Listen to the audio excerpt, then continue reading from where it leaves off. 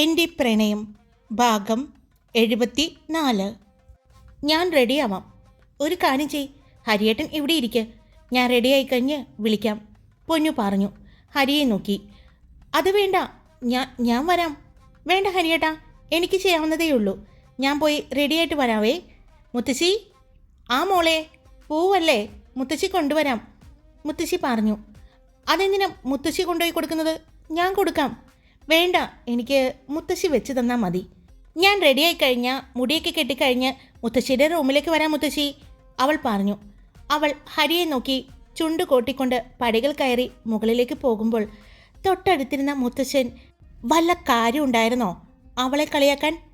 ഇതാ പറയുന്നത്, ഭാര്യമാരോട് സംസാരിക്കുമ്പോൾ സൂക്ഷിച്ച് സംസാരിക്കണം, ഇല്ലെങ്കിൽ ഇതുപോലെ ഇരിക്കും, മുത്തശ്ശൻ പറഞ്ഞു. അനുഭവം ഉണ്ടല്ലേ? ഹരി ചോദിച്ചു. ഒരുപാട്, മുത്തശ്ശൻ പറഞ്ഞു. തൊട്ടടുത്തിരുന്ന അച്ഛനോടും ചോദിച്ചു. അച്ഛന് അനുഭവമുണ്ടോ? ചോദ്യം മനസ്സിലാവാത്തതുപോലെ അച്ഛൻ അവനെ നോക്കി. എന്താ? ഓ, ഒന്നുമില്ല. ഇവിടെ പിന്നെ പിണക്കവും പരിഭവവും ഒന്നുമില്ലല്ലോ. ഈ ഭാര്യയും ഭർത്താവും പിണങ്ങുന്നത് ഞങ്ങളാരും കണ്ടിട്ടില്ല. ഇവരെ പോലെ ഇവർ മാത്രമേ ഉണ്ടാകൂ. ഇനി നമ്മൾ അറിയാതെ റൂമിൽ അടി ഉണ്ടാക്കുന്നുണ്ടോ? ഹരി തൊട്ടടുത്തിരുന്ന മുത്തച്ഛൻ്റെ ചെവിയിൽ പറഞ്ഞു. അവർ രണ്ടുപേരും വഴക്ക് കൂടാഞ്ഞിട്ട് നിനക്ക് വിഷമമാണോടാ? വിഷമിക്കണ്ട കേട്ടോ. അതിന് പകരം നീയും നിൻ്റെ ഭാര്യയും കൂടി വഴക്ക് കൂടിക്കോളും. ഈ നിലയ്ക്കാണെങ്കിൽ എന്നും വഴക്കുണ്ടാവാനാണ് സാധ്യത, മുത്തശ്ശൻ പറഞ്ഞു. മുത്തശ്ശാ? എന്ത് മുത്തശ്ശാന്ന്? നിൻ്റെ വായിൽ നാക്ക് അടക്കി വെച്ചാൽ മതി, വഴക്കുണ്ടാവില്ല. ഇപ്പോൾ തന്നെ ആ കൊച്ചിനെ ചൊറിയാൻ പോയിട്ടല്ലേ, മുത്തശ്ശൻ പറഞ്ഞു. ഓഹോ, ഇപ്പോൾ എല്ലാവർക്കും അവളെ മതിയല്ലോ, എന്നെ ആർക്കും വേണ്ടാന്നല്ലേ നീ പറയാൻ വന്നത്? വേണ്ട, നിന്നെ ഞങ്ങൾക്ക് വേണ്ട. ഒരു പെൺകൊച്ച് സ്നേഹിക്കുന്നത് പോലെയൊന്നും ഒരു ആൺകൊച്ചിനെ സ്നേഹിക്കാൻ പറ്റില്ല. അതെന്താ അങ്ങനെ ഒരു സംസാരം? നീ ജോലി കഴിഞ്ഞ് വന്ന് നിൻ്റെ കൂട്ടുകാരുമായിട്ട് അതും ഇതും പറഞ്ഞു പോകും. എപ്പോഴാണ് നീ വീട്ടിൽ കയറി വരുന്നത്? പാതിരാത്രിയാകും. പക്ഷേ പെൺകുട്ടികൾ അങ്ങനെയാണോ? ജോലി എന്തെങ്കിലും ഉണ്ടെങ്കിലും സ്കൂളുണ്ടെങ്കിലും കോളേജ് ഉണ്ടെങ്കിലും എല്ലാം കഴിഞ്ഞ് അവർ വീട്ടിലുണ്ടാകും. വീട്ടിലുള്ള ഞങ്ങളെപ്പോലെയുള്ളവർക്ക് അതുകൊണ്ട് അവരോട് ഒരു പ്രത്യേക ഇഷ്ടം കൂടുതലാണ്. തിരിച്ച് അവർക്കും. ഞാനിപ്പോൾ എവിടെ പോകാനാണ്? ഞാനിപ്പോൾ ഇവിടെ എപ്പോഴും ഉണ്ടല്ലോ. അത് നല്ല ഒന്നാം തരം പിടയ്ക്കുന്ന പച്ചമീൻ ഇവിടെ ഇരിക്കുന്നത് കണ്ടിട്ടല്ലേ ഈ പൂച്ചയെപ്പോലെ നീ എപ്പോഴും ഇവിടെ ചുറ്റിക്കറങ്ങുന്നത്, മുത്തശ്ശൻ പറഞ്ഞു. എന്താ അവിടെ? മുത്തശ്ശനും ഹരിയും കൂടി അടുത്തിരുന്ന് സംസാരിക്കുന്നത് കേട്ട് മുത്തശ്ശി ചോദിച്ചു. ഒന്നുമില്ല, ഞങ്ങൾ ചുമ്മാ. അവിടെ തങ്ങളിരുന്നിട്ടും തങ്ങളെ മൈൻഡ് ചെയ്യാതെ സംസാരിച്ചു കൊണ്ടിരിക്കുന്ന ഹരിയെ കണ്ടതും ശിവരഞ്ജിനിക്കും കുടുംബത്തിനും ദേഷ്യം തോന്നി. എന്തായാലും ഏട്ടാ, നമുക്ക് പിന്നെ സംസാരിക്കാം. ഇപ്പോൾ പാർട്ടിക്ക് പോകാൻ വേണ്ടി റെഡിയായിട്ട് വാ, ശിവകാമി വിളിച്ചു. ഞങ്ങൾ വരുന്നില്ല. ഞങ്ങൾ വരണമെന്നുണ്ടെങ്കിൽ നിങ്ങൾ നേരത്തെ വിളിച്ചേനെ. ഇപ്പോൾ ഞങ്ങൾ ഇവിടെ ഉള്ളത് കൊണ്ടുള്ള ഒരു വിളിയല്ലേ.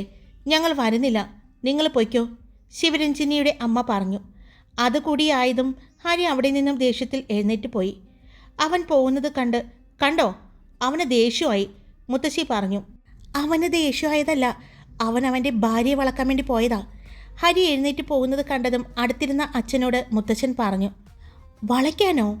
എന്താ ഉടക്കാനോ? അപ്പോൾ നീ കണ്ടില്ലേ, അവളെ ഇവൻ കയറി ഒന്ന് ചൊറിഞ്ഞു. മോള് നന്നായിട്ടൊന്ന് മാന്തി. ആര്? നമ്മുടെ ഹരിക്കൂട്ടനോ? അവളുടെ കാര്യത്തിൽ അവൻ അവളുടെ കാല് വേണമെങ്കിൽ പിടിക്കും. അച്ഛൻ നോക്കിക്കോ. നിങ്ങൾക്ക് ഇത്ര രഹസ്യം പറയാൻ എന്താ ഇരിക്കുന്നത് മനുഷ്യ? ഇത്രയും നേരം കൊച്ചുമോനോടായിരുന്നു, ഇപ്പോൾ മകനോടായി.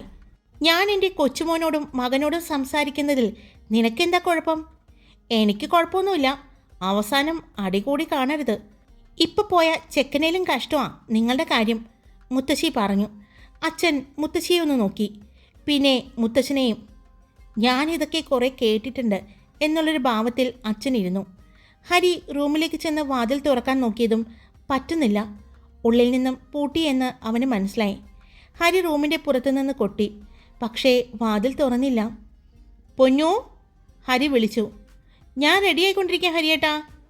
അതിനെന്താ, വാതിൽ തുറക്ക്, ഞാൻ കൂടി വരാം. എന്തിന്? പൊന്നു ചോദിച്ചു.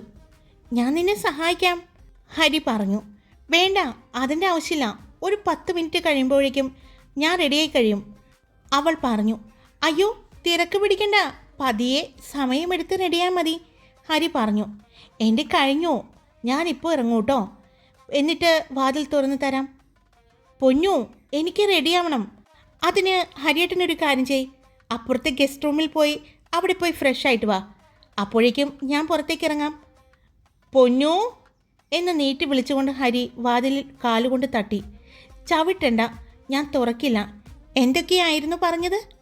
അതുകൊണ്ട് എനിക്ക് പെട്ടെന്ന് റെഡിയാവണമെങ്കിൽ ഹരിയേട്ടൻ പുറത്തു നിന്നാൽ മാത്രം മതിയെന്ന് ഞാൻ തെളിയിച്ചു തരാം. ഹരിയേട്ടൻ ഇവിടെയുണ്ടെങ്കിൽ എനിക്ക് പെട്ടെന്ന് റെഡിയാവാൻ പറ്റില്ല, അവൾ പറഞ്ഞു. ഞാൻ തമാശ പറഞ്ഞതാ പൊന്നു, ഒന്ന് വാതിൽ തുറക്ക്, അവൻ പറഞ്ഞു. ഇല്ല ഹരിയേട്ടാ, പുറത്ത് നിൽക്കണ്ട, ഞാൻ തുറക്കില്ല. അപ്പോഴാണ് പടികൾ കയറി മുല്ലപ്പൂവുമായിട്ട് വരുന്ന മുത്തശ്ശിയെ കാണുന്നത്. നീ എന്താ ഈ റൂമിന് പുറത്ത് താളം ചവിട്ടുന്നത്? അത് പിന്നെ പൊന്നു റെഡിയാവുകയാണ്, വാതിൽ അടച്ചിരിക്കുകയാണ്, ഹരി പറഞ്ഞു. അതിനെന്താ, നീ ഗസ്റ്റ് റൂമിൽ പോയി ഫ്രഷ് ആയിട്ട് വാ, അപ്പോഴേക്കും മോള് റെഡിയായി ഇറങ്ങും എന്ന് പറഞ്ഞ് മുത്തശ്ശി ഡോറിൽ മുട്ടി. പൊന്നു, മുത്തശ്ശിയാണടാ എന്ന് പറഞ്ഞു. പൊന്നു വാതിൽ തുറന്നു. മുത്തശ്ശി അകത്തേക്ക് കയറി. മുത്തശ്ശിയുടെ പുറകെ കയറാൻ പോയ ഹരിയെ തടഞ്ഞുകൊണ്ട് മുത്തശ്ശി ഡോറടച്ചു. ആ ദേഷ്യത്തിന് വീണ്ടും ഡോറിൽ 2-3 പ്രാവശ്യം അടിച്ചു. ഹരി, വേണ്ട, നീ എന്തു ചെയ്താലും ഈ ഡോറ് തകർക്കാൻ പറ്റില്ല. അത് എന്നെക്കാളും നന്നായിട്ട് നിനക്കറിയാലോ. നീ തന്നെ വാങ്ങി വെച്ച ഡോറുകളാണ്, ചവിട്ടിയാൽ പോലും തുറക്കരുത് എന്ന് പറഞ്ഞ് വാങ്ങിയതല്ലേ. അതുകൊണ്ട് എൻ്റെ മോൻ്റെ കാല് കളയണ്ട, വേഗം പോയി ഫ്രഷ് ആയിട്ട് വാ, അപ്പോഴേക്കും നമ്മുടെ മഹാലക്ഷ്മി ഇറങ്ങും. മഹാലക്ഷ്മിയല്ല, മൂദേവി എന്ന് പറഞ്ഞ് ദേഷ്യത്തിൽ പറഞ്ഞുകൊണ്ട് ഹരി പോയി. മനോഹരമായ ഒരു ബ്ലാക്ക് ഡിസൈനർ സാരിയായിരുന്നു പൊന്നു പാർട്ടിക്കായിട്ട് സെലക്ട് ചെയ്തത്. ചെറിയ സ്ലീവും വീനക്കോട് കൂടിയ ഒരു ബ്ലൗസായിരുന്നു അതിൻ്റെ ഹൈലൈറ്റ്. അതുപോലെയുള്ള ബ്ലൗസ് ആദ്യമായിട്ട് ഇടുന്നത് കൊണ്ട് ചെറിയൊരു ബുദ്ധിമുട്ട് ഉണ്ടായിരുന്നു. നന്നായിട്ടുണ്ട് മോളെ, മുത്തശ്ശി പറഞ്ഞു. അവളുടെ നീണ്ട മുടി അഴിച്ചിട്ടിട്ടുണ്ട്, അത് നന്നായി വിടർത്തിയിട്ടിരിക്കുന്നു. നെറ്റിയിൽ ഒരു കറുത്ത പൊട്ടും, കണ്ണ് നന്നായി എഴുതിയിട്ടുണ്ട്. സിന്ദൂര ചുവപ്പ് നന്നായി നെറ്റിയിൽ പടർത്തിയിട്ടുണ്ട്. ആ ചുവപ്പ് അവളുടെ മുഖത്തിന് നല്ല ഭംഗി തോന്നിച്ചു. കഴുത്തിൽ ഹരി കെട്ടിക്കൊടുത്ത താലിമാലയും അതിനു മുമ്പ് അവൻ ഇട്ടുകൊടുത്ത മാലയും ചെറിയൊരു സിമ്പിൾ ചെയിനും മാത്രമായിരുന്നു ഉണ്ടായിരുന്നത്. മോളെ, ജ്വല്ലറി ബോക്സ് എവിടെ ഇരിക്കുന്നത്? മുത്തശ്ശി ചോദിച്ചു. പൊന്നു ഷെൽഫ് കാണിച്ചു കൊടുത്തു. മുത്തശ്ശി അതിനടുത്തേക്ക് നടന്നു. ഷെൽഫ് തുറന്ന് ഒരു വീതി കൂടിയ ഡയമണ്ട് മാല കൊണ്ടുവന്ന് അവളുടെ കഴുത്തിൽ ഇട്ടുകൊടുത്തു. കയ്യിൽ 2 ഡയമണ്ടിൻ്റെ വളയും ആ വളകൾക്ക് അപ്പുറവും ഇപ്പുറവും ബ്ലാക്ക് കുപ്പിവളകൾ നിറയെ 2 കയ്യിലും ഇട്ടിട്ടുണ്ട്. അടിപൊളിയായിട്ടുണ്ട്, അവളെ കണ്ട് മുത്തശ്ശി പറഞ്ഞു. അവൾ എഴുന്നേറ്റ് നിന്ന് മുത്തശ്ശിയുടെ മുന്നിൽ തിരിഞ്ഞും മറിഞ്ഞ് കാണിച്ചു കൊടുത്തു. സൂപ്പറായിട്ടുണ്ട്, ഇതിൻ്റെ കൂടി മുല്ലപ്പൂ വയ്ക്കണോ? വച്ചു മുത്തശ്ശി, അവൾ പറഞ്ഞു. അവൾ മുത്തശ്ശിക്ക് മുന്നിൽ നിന്നുകൊടുത്തു. മുത്തശ്ശി നല്ല ഭംഗിയായി തന്നെ മുല്ലപ്പൂവും വെച്ചു കൊടുത്തു. ഹരിക്കുട്ടൻ കാണണ്ട, ഇപ്പൊ തന്നെ ദേഷ്യത്തിലാണ് പോയിരിക്കുന്നത്. ഇനി ഇങ്ങനെ കൂടി കാണുമ്പോൾ എന്താവോ എന്തോ. മുത്തശ്ശി, ഞാൻ മുത്തശ്ശിയുടെ കൂടെ വരാം, അവൾ പറഞ്ഞു. എങ്ങോട്ട്? മുത്തശ്ശിയെ റെഡിയാക്കാൻ. ഓ, എന്നെ റെഡിയാക്കാൻ എൻ്റെ ഭർത്താവുണ്ട്, മുത്തശ്ശി പറഞ്ഞു. മുത്തശ്ശി, ഞാനിവിടെ നിൽക്കില്ല മുത്തശ്ശി, ഞാൻ മുത്തശ്ശി ഉള്ളത് കൊണ്ടാണ് അങ്ങനെയൊക്കെ പറഞ്ഞത്. എങ്ങനെ? ഒന്നുമില്ല, വാ നമുക്ക് പോകാം എന്ന് പറഞ്ഞ് അവൾ മുത്തശ്ശിയുടെ കയ്യിൽ പിടിച്ചു. വാതിൽ തുറന്ന് പുറത്തേക്ക് ഇറങ്ങിയതും ഹരിയും അതേസമയം തന്നെയാണ് ഇറങ്ങിയത്. മുന്നിൽ നിൽക്കുന്ന പൊന്നുവിനെ കണ്ടതും അവൻ വായം തുറന്നു നിന്നു. അവൻ കണ്ണെടുക്കാതെ അവളെ തന്നെ നോക്കി നിന്നു. ബ്ലാക്ക് സാരി, കയ്യിൽ നിറയെ ബ്ലാക്ക് കുപ്പിവളകൾ, അതിനിടയിൽ കിടക്കുന്ന ആ ഡയമണ്ടിൻ്റെ വള അതെടുത്ത് കാണിക്കുന്നുണ്ട്. കഴുത്തിൽ കിടക്കുന്ന ഡയമണ്ട് മാലയുടെ തിളക്കം അവളുടെ കഴുത്തിലും ഒരു പ്രത്യേക ഭംഗി തോന്നിച്ചു. അതിനേക്കാൾ എല്ലാം ഭംഗി തോന്നിയത് ഫുൾ ബ്ലാക്ക് ഔട്ട്ഫിറ്റിൽ നിൽക്കുന്ന പൊന്നുവിൻ്റെ സീമന്തരേഖയിൽ നീട്ടി വരച്ചിരിക്കുന്ന ആ സിന്ദൂര ചോപ്പിനാണ് ഭംഗിയെന്ന് അവന് തോന്നി. മോളെ, നിന്നെ കണ്ട അവൻ്റെ റിലേ പോയി എന്ന് തോന്നുന്നത്, മുത്തശ്ശി പറഞ്ഞു. പൊന്നു മുത്തശ്ശിയുടെ കയ്യിൽ പതിയെ നുള്ളി. വേഗം വാ, താഴേക്ക് പോകാം, പൊന്നു പറഞ്ഞു. വായ അടച്ചു വെക്കടാ, മുത്തശ്ശി പറഞ്ഞുകൊണ്ട് പൊന്നുവിനെ കൊണ്ട് നടക്കാൻ പോയതും പൊന്നു ഒന്ന് നിന്നേ, എൻ്റെ ഡ്രസ്സ് എടുത്തിട്ടാ, പെട്ടെന്ന് ഹരി പറഞ്ഞു. ഹരിയേട്ടന് ഇടാനുള്ള എല്ലാം എടുത്ത് ഞാൻ വെച്ചിട്ടുണ്ട്, അവൾ പറഞ്ഞു. നമുക്ക് ഒരുമിച്ച് പോകാം. എ- വേണ്ട ഹരിയേട്ട, എനിക്ക് മുത്തശ്ശിയെ സഹായിക്കണം, അവൾ പറഞ്ഞു. മുത്തശ്ശി അവളെ നോക്കി. പ്ലീസ് എന്ന് അവൾ ചുണ്ടുകൾ അനക്കി. ഇങ്ങനെ പോയാൽ നീ കാരണം അവൻ എന്നെ വൃദ്ധസദനത്തിലേക്ക് മാറ്റാനുള്ള സാധ്യത ഞാൻ കാണുന്നുണ്ട്, മുത്തശ്ശി പറഞ്ഞു. മുത്തശ്ശിയുടെ കൈ പിടിച്ചുകൊണ്ട് വേഗം അവൾ പടികൾ ഇറങ്ങി. അവർ താഴേക്ക് വന്നപ്പോൾ ശിവരഞ്ജിനിയും അമ്മയും അച്ഛനും ഇരിക്കുന്നുണ്ടായിരുന്നു. മുത്തശ്ശിയുടെ കൈ പിടിച്ചുകൊണ്ട് പടികൾ ഇറങ്ങി വരുന്ന പൊന്നുവിനെ കണ്ടതും ശിവരഞ്ജിനിയുടെ അമ്മയുടെ കണ്ണുകൾ വിടർന്നു. അത്രയും നേരം സംസാരിച്ചു കൊണ്ടിരുന്ന അമ്മ സംസാരം നിർത്തി വായും തുറന്ന് നോക്കി നിൽക്കുന്നത് കണ്ട് ശിവരഞ്ജിനി തിരിഞ്ഞു നോക്കിയപ്പോഴാണ് മുത്തശ്ശിയുടെ കൂടെ ഇറങ്ങി വരുന്ന പൊന്നുവിനെ കാണുന്നത്. ഒരു നിമിഷം അവളും അവളെ നോക്കി നിന്നുപോയി. അത്രയും ഭംഗിയുണ്ടായിരുന്നു അവളെ കാണാൻ. ആ സമയം തന്നെയാണ് ശിവകാമി റൂമിൽ നിന്നും ഇറങ്ങി വന്നത്. അവരും ബ്ലാക്ക് ഡിസൈനർ സാരി തന്നെയായിരുന്നു. പൊന്നുവിനെ കണ്ടതും അമ്മയുടെ മോള് സുന്ദരിയായിട്ടുണ്ടല്ലോ എന്ന് പറഞ്ഞ് ശിവകാമി മുത്തശ്ശിയുടെയും പൊന്നുവിൻ്റെ അടുത്തേക്ക് ചെന്നു. ഇനി ഞാൻ പോയി റെഡിയാവട്ടെ. മോളെ സുരക്ഷിതമായി ഞാൻ നിന്നെ ഏൽപ്പിച്ചിട്ടുണ്ട്. ഇനി ഇവളെ സംരക്ഷിക്കേണ്ടത് നിന്റെ ഉത്തരവാദിത്തമാണ്, മുത്തശ്ശി പറഞ്ഞതും അമ്മ എന്താണ് എന്ന് മനസ്സിലാവാതെ മുത്തശ്ശിയെയും പൊന്നുവിനെയും നോക്കി. വേറെ ആരുടെ അടുത്തു നിന്നല്ല, നീ മുകളിലേക്ക് നോക്ക്. നിന്റെ മകൻ അവിടെ തന്നെ നിൽക്കുന്നുണ്ടോ എന്ന്. അവനിൽ നിന്നും ഈ പെങ്കൊച്ചിനെ ഇനി രക്ഷപ്പെടുത്തുന്ന കാര്യമാണ് പറഞ്ഞത്. അല്ലെങ്കിൽ അംഗഭംഗം, മാനഹാനി, അങ്ങനെ പല കാര്യങ്ങൾ സംഭവിക്കും. അംഗഭംഗം സംഭവിക്കുന്നത് നമ്മുടെ മോൾക്കായിരിക്കും. അത് മാത്രമല്ല, അതുകൊണ്ട് സമയം പോകും. പാർട്ടി 6 മണിക്കാണ് വച്ചിരിക്കുന്നത്. അത് 9 മണിയിലേക്ക് മാറ്റേണ്ടി വരും. അപ്പോൾ മാനഹാനി സംഭവിക്കും, മുത്തശ്ശി പറഞ്ഞു. അപ്പോഴാണ് പൊന്നുവിൻ്റെ കൂടെ നിന്നുകൊണ്ട് ഹരിയുടെ അമ്മ മുകളിലേക്ക് നോക്കിയത്. മുത്തശ്ശി പറഞ്ഞത് ശരിയാണ്. പൊന്നുവിനെ തന്നെ നോക്കി ഹരി മുകളിൽ നിൽക്കുന്നത് കണ്ടു. ഹരിക്കുട്ടാ, പോയി റെഡിയായിട്ട് വാ, അമ്മ പറഞ്ഞതും അവൻ വേഗം തിരിഞ്ഞ് മുറിയിലേക്ക് പോകുന്നത് കണ്ടു. എന്നാ ഞാൻ പോയി റെഡിയായിട്ട് വരാം എന്ന് പറഞ്ഞ് മുത്തശ്ശി റൂമിലേക്ക് പോയി. റൂമിൽ കയറിയ ഹരി ദേഷ്യത്തിൽ കയ്യിലിരുന്ന ടവൽ ദൂരേക്ക് എറിഞ്ഞു. അവളെന്നെ കളിപ്പിച്ചതാണല്ലേ. എന്ത് ഭംഗിയായിരുന്നു ആ ഡ്രസ്സിൽ അവളെ കാണാൻ. അടുത്ത് കാണാൻ പറ്റിയില്ലല്ലോ. എൻ്റെ അടുത്ത് നിന്ന് ഒഴിഞ്ഞു മാറിയതാണല്ലേ. നിനക്ക് ഞാൻ വെച്ചിട്ടുണ്ട്, അവൻ കണ്ണാടിയിലേക്ക് നോക്കിക്കൊണ്ട് പറഞ്ഞു. അപ്പോഴാണ് ബെഡിൽ വച്ചിരുന്ന അവൻ ഉപയോഗിക്കാനുള്ള എല്ലാ സാധനങ്ങളും അവൻ കാണുന്നത്. ചെറിയൊരു പുഞ്ചിരിയോടെ അവൻ അതെല്ലാം എടുത്ത് ധരിക്കാൻ തുടങ്ങി. ബ്ലാക്ക് ആൻഡ് ബ്ലാക്ക് ആയിരുന്നു അവനും ഇട്ടത്. വാച്ച് മുതൽ അവന് ഏറ്റവും ഫേവററ്റ് ആയിട്ടുള്ള സ്പ്രേ വരെ അവൾ എടുത്തു വെച്ചിട്ടുണ്ടായിരുന്നു.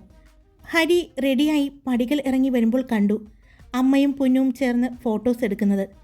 അത് കണ്ടതും ചെക്കന് കുശുമ്പ് കയറി. ഹരിക്കുട്ടാ, നമുക്ക് സെൽഫി എടുക്കാം, അമ്മ പറഞ്ഞതും പൊന്നു എങ്ങോട്ട് പോകും എന്നറിയാതെ നിന്നു. അത് കണ്ട് അവൻ മീശ പിരിച്ചുകൊണ്ട് അവളെ നോക്കിക്കൊണ്ട് തന്നെ അമ്മയുടെ അടുത്തേക്ക് നടന്നു. ശിവകാമിയുടെ അപ്പുറവും ഇപ്പുറവും ഹരിയും പൊന്നുവും നിന്ന് ഫോട്ടോ എടുത്തു. അമ്മയെ ചേർത്ത് പിടിക്കുമ്പോൾ അവൻ്റെ കൈകൾ അവളുടെ അരയിലേക്ക് നീണ്ടു. പെട്ടെന്ന് അവളൊന്ന് പിടഞ്ഞ് അവനെ നോക്കി. അവൻ ഒന്നും അറിയാത്തതുപോലെ ഫോണിലേക്ക് നോക്കി ചിരിച്ചുകൊണ്ട് നിന്നു. മോളെ, ഇങ്ങോട്ട് നോക്ക്, അമ്മ പറഞ്ഞതും അവൾ ദയനീയമായി ആ ഫോണിലേക്ക് നോക്കി. ചിരിക്കും മോളെ, എന്തു പറ്റി, അമ്മ ചോദിച്ചു. ഹരി അവളുടെ അരയിൽ കുറുമ്പ് കാണിക്കുന്നുണ്ട്. അത് അവൾക്ക് പറയാൻ പറ്റുന്നുണ്ടായിരുന്നില്ല. ഇനി നിങ്ങൾ രണ്ടുപേരും കൂടി ചേർന്ന് നിൽക്ക്, ഞാൻ എടുത്തു തരാം, അമ്മ പറഞ്ഞു. അമ്മേ, പിന്നെ എടുക്കാം, അവൾ പറഞ്ഞു. മോളെ, നല്ല ഭംഗിയുണ്ട്, അമ്മ പറഞ്ഞതും ഹരി പൊന്നുവിനെ ചേർത്ത് പിടിച്ചിരുന്നു. അവളുടെ ഭാഗത്തേക്ക് സൈഡ് തിരിഞ്ഞുകൊണ്ട് അവളെ നെഞ്ചിലേക്ക് ചേർത്ത് പിടിച്ചുകൊണ്ട് രണ്ടുപേരും ഫോട്ടോയ്ക്ക് പോസ് ചെയ്തു. അമ്മ ഭംഗിയായി തന്നെ ഫോട്ടോ എടുത്തു കൊടുത്തു. ഫോട്ടോ എടുത്തതും പൊന്നു വേഗം അവനിൽ നിന്നും അടർന്നു മാറി. എന്താ നീ കാണിക്കുന്നത്, ഹരി പതിയെ ചോദിച്ചു. അത് പിന്നെ ഹരിയേട്ട, അതെ അവിടെ അവരൊക്കെ ഇരിക്കുന്നു, അവൾ പറഞ്ഞു. അപ്പോഴാണ് അവരെ തന്നെ നോക്കിയിരുന്ന ശിവരഞ്ജിനെയും അമ്മയെയും കാണുന്നത്. അവളുടെ അച്ഛൻ അവിടെ ഉണ്ടായിരുന്നില്ല. അതിനെന്താ, ഞാൻ എൻ്റെ ഭാര്യയല്ലേ പിടിച്ചത്. ആമി, ഇങ്ങോട്ടൊന്ന് വന്നേ, അച്ഛൻ വിളിച്ചത് കേട്ടതും അമ്മ റൂമിലേക്ക് പോയി. അവൾ അവൻ്റെ അടുത്തു നിന്ന് മാറാൻ നോക്കിയതും അതിന് സമ്മതിക്കാതെ അവൻ അവളുടെ കയ്യിൽ കയറി പിടിച്ചു. വിട് വിട് ഹരിയേട്ടാ. വിടാനല്ല ഹരി ഈ കൈ പിടിച്ചത്, എന്ന് പറഞ്ഞ് അവൻ അവളെ വലിച്ചുകൊണ്ട് അവിടെയുള്ള മറ്റൊരു റൂമിലേക്ക് കയറി വാതിലടച്ചു. അവൻ അവളെയും കൊണ്ട് കയറുന്നതും വാതിലടയ്ക്കുന്നതും ശിവരഞ്ജിനിയും അമ്മയും നോക്കി നിന്നു. അവർ രണ്ടുപേരും പരസ്പരം നോക്കി. വാതിലടച്ചതും ഹരി വാതിൽ ലോക്ക് ചെയ്തു. എന്താ എന്താ ഹരിയേട്ടാ ഈ കാണിക്കുന്നേ? ഞാൻ കാണിച്ചില്ലല്ലോ. ഞാൻ കാണിക്കാൻ പോകുന്നേയുള്ളൂ. ഹരിയേട്ടാ, എല്ലാവരും പുറത്തുണ്ട്.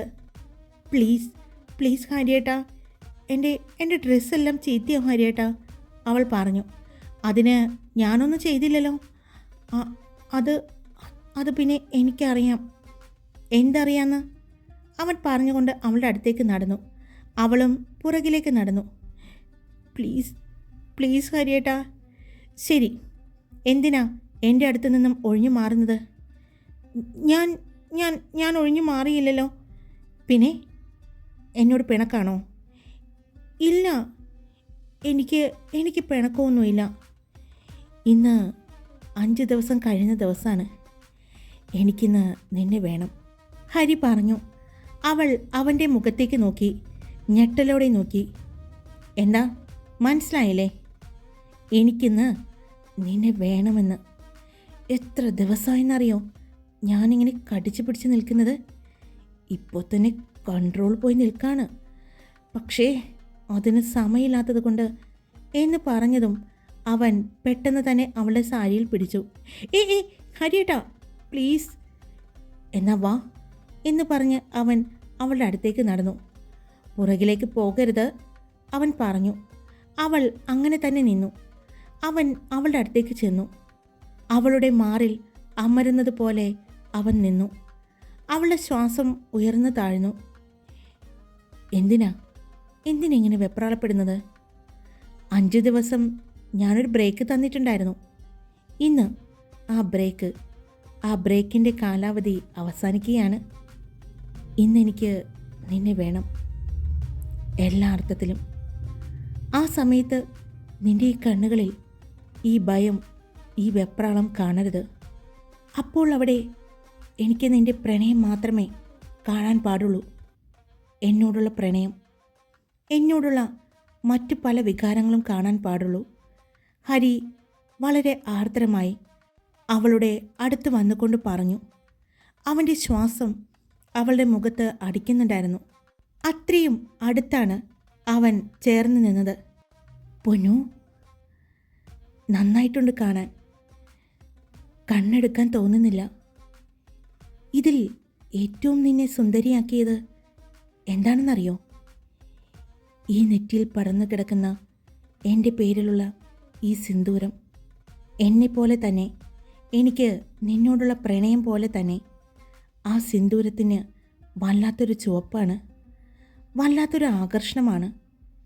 എന്നെ നിന്നിലേക്ക് വല്ലാതെ അടുപ്പിക്കാനുള്ള ഒരു ശക്തി ആ സിന്ദൂര ചുവപ്പിന് ഉണ്ട്. എന്നിലെ പ്രണയത്തെ നിന്നിലേക്ക് ഒഴുക്കാനുള്ള അത്രയും ശക്തി ആ സിന്ദൂര ചുവപ്പിനുണ്ട്. നിൻ്റെ നെറ്റിയിലെ ഈ സിന്ദൂര ചുവപ്പ് എൻ്റെ ശരീരമാകെ പടർത്താൻ എനിക്ക് തോന്നുന്നു. ആ സിന്ദൂര ചുവപ്പിനാൽ നിന്നിലേക്ക് പറന്ന് കയറാൻ തോന്നുന്നു. അവൻ പറഞ്ഞതും ഇനിയും കേൾക്കാൻ ശക്തിയില്ലാത്തതുപോലെ അവൾ അവൻ്റെ നെഞ്ചിലേക്ക് തല ചേർത്ത് വെച്ചു. അവൻ അവളെ ഗാഢമായി തന്നെ പുണർന്നു. മതി ഹരിയേട്ടാ, ഇനി പറയല്ലേ. ഞാൻ തളർന്നു പോകും ഹരിയേട്ടാ, അവൾ പറഞ്ഞു. അവൻ അവളുടെ മുഖം പിടിച്ചുയർത്തി. അവളുടെ കണ്ണുകളിലെ പിടച്ചിൽ, അവളുടെ ആ ചുണ്ടിലെ വിറയൽ അവനെ വല്ലാതെ ആകർഷിച്ചു. Punu, I want deep kiss right now. മറുപടി പറയാനുള്ള സമയം കൊടുക്കുന്നതിന് മുമ്പ് തന്നെ ഹരി അവളെ ഗാഢമായി തന്നെ ചുംബിച്ചു. ദീർഘനേരത്തെ ആ ചുംബനത്തിൽ പൊന്നു തളർന്ന് അവൻ്റെ നെഞ്ചിലേക്ക് തന്നെ ചേർന്നു. ഹായ്, എല്ലാവരും സുഖമായിട്ടിരിക്കുന്നോ? ഇന്ന് ഹരിയുടെയും പൊന്നുവിൻ്റെയും വളരെ സിമ്പിളായിട്ടുള്ള ഒരു പ്രണയ നിമിഷങ്ങൾ മാത്രമായിരുന്നു ഇന്നത്തെ ഭാഗത്ത്. നാളെ കാര്യമായിട്ട് പരിഗണിക്കാം കേട്ടോ. നല്ല തലവേദനയുണ്ടേ. അപ്പോൾ ഇഷ്ടപ്പെട്ട ലൈക്ക് ചെയ്യുക, കമൻറ്റ് ചെയ്യുക, സബ്സ്ക്രൈബ് ചെയ്യുക. Love you all. It's me Karthika.